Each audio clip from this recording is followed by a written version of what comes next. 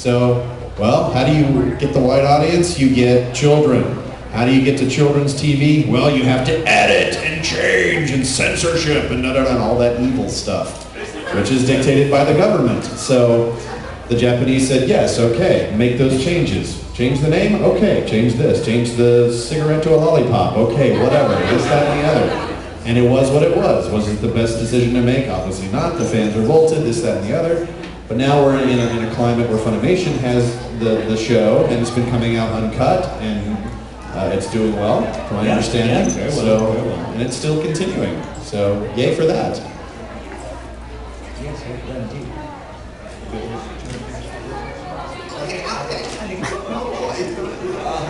Let's see. In the blue.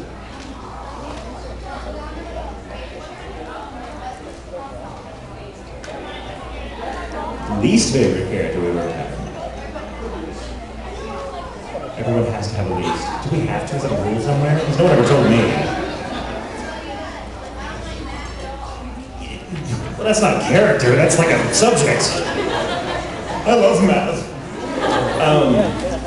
That's a thorny question. It's a good question, and I would totally answer it, except that I'm not sure how to go about answering it. Because I mean, if I come to dislike a character, it's never because I don't like the character overall. I have bad days where I'm like, I'm just not getting this, I suck today, and I walk away really hating the session I just had. But it's not because I dislike the show or my colleagues or the character, it's just because I didn't feel up to the task. And if I did have a character that I really disliked, I don't want to say what that was, because that might be someone's like all-out favorite. I don't want to break their heart. That would just be mean, you know? Like, but I mean, but in all honesty, like I have never had to play a character that I just walked away from going, oh my God, I can't believe I just did that. Jeez, I just want to forget about it. Like that has not happened to me in all honesty. And if it ever did, I would find something to like about it, because that's just my personality. Life is too short to bitch and complain about stuff you can't control. And I'm like, if I'm in front of a mic and I'm getting paid to do something I love, if it's Soldier B, maybe A one day, I love it. I love it. It's a process. Yeah, I can dream. One day, Soldier A. Yeah, whether the voice is taxing personally, like from yelling, screaming, or maybe you don't agree with that character's motives, this, that, and the other philosophy. It's acting. It's just acting. It's like I'm becoming someone else and going out of my skin and into someone else's for an hour or 2 hours, and then I go back to real life. But actually, in between every take, we're going back to real life, and we're cracking jokes and making fun of the freeze frame, and the characters are in a compromising position, and like, and then we go back, and now your character is crying.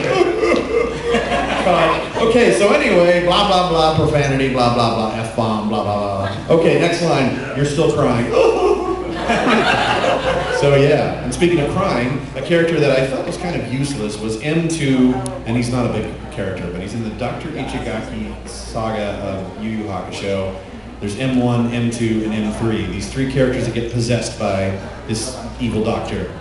And my character just cries. That's all he does.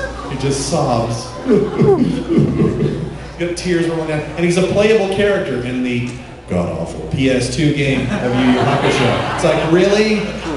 What is he going to do? Kill you with tears?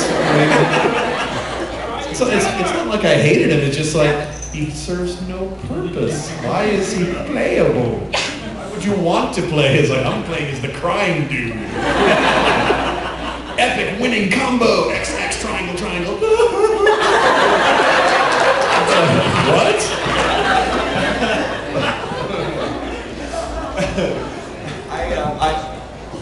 There we go. I have to agree with Kyle on these 2 points.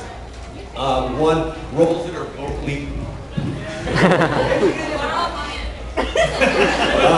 are vocally stressful. I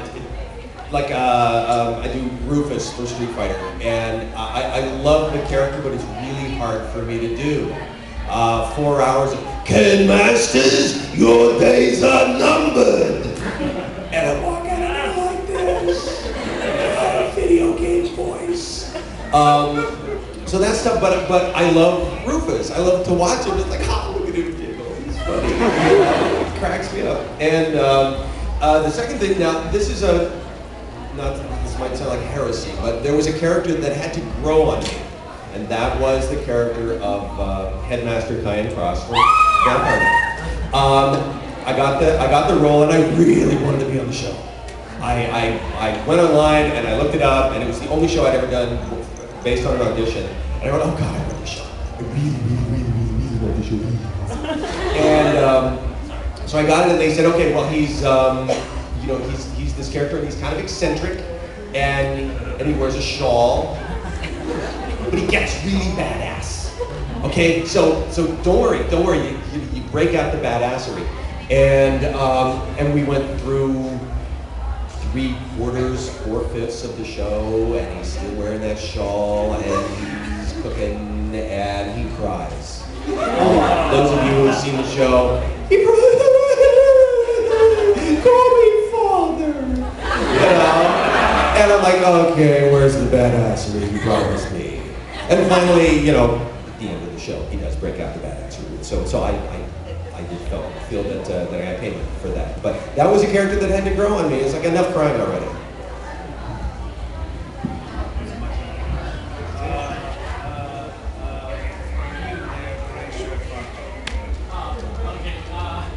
I was wondering, like, when you're with a company for a long time, like coming up or any other productions, like, do you really have to try to get roles, or they just kind of... Yes. Yes.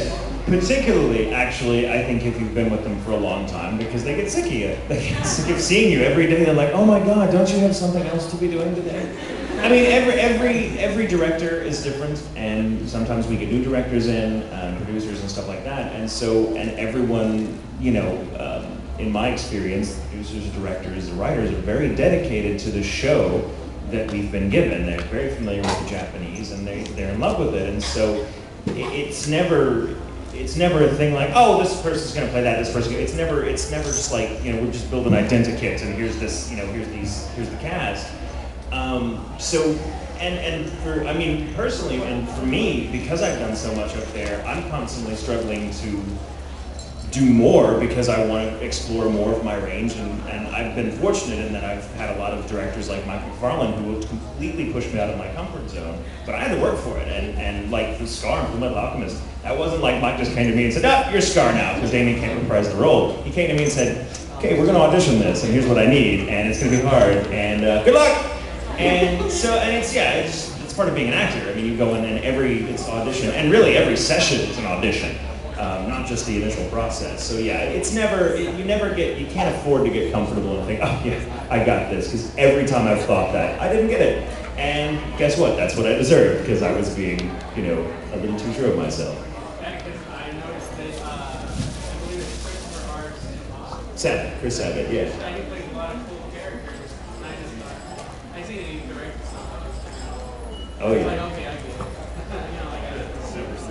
Well, and some of us do get typecast, and I have no problem with being typecast. I mean, I'm not going to complain about like, yeah, we got some work for you. It's very easy because you've done like this a million times before. And I'm like, oh God, I hate accepting a paycheck for something that's easy, please. And I don't have audition for. Oh, yeah. Not again. But yeah, no, it's every role is work, and every role the actor works very hard to get where they are and to keep where they are. So it's a constant audition for everyone. Our voice demos are kind of our calling cards to the studios, and then eventually our past working relationships. We work with directors, then they know they can trust us, and sometimes you do get that great gig where it's like, I'm casting you, you're coming in for 2 hours, we're going to work on this game. Awesome, yeah, I didn't have to try out. But 90% of the time we have to just audition. We don't know what's being produced unless other actors are talking. It's like, hey, by the way, this is in production right now. So it's just in the ether until I get a phone call or an email saying, hey, we're going to have you read for this role. Awesome. I don't get to choose who. They pick for me who I get to read for. Right. And in fact, there have been a number of times when I've gone in to read for a particular character and didn't get that character, but while I was there, they said, oh, hey, by the way, why don't you read for this character? In fact, and forgive me, those of you who were in the Gurren Lagann panel earlier if you heard this story. But when I went in to read for Gurren, I was not reading for Keaton. I went in to read for Leroy. And for those of you who know the show, they're very different characters. And obviously I didn't get LeBron, but wound up getting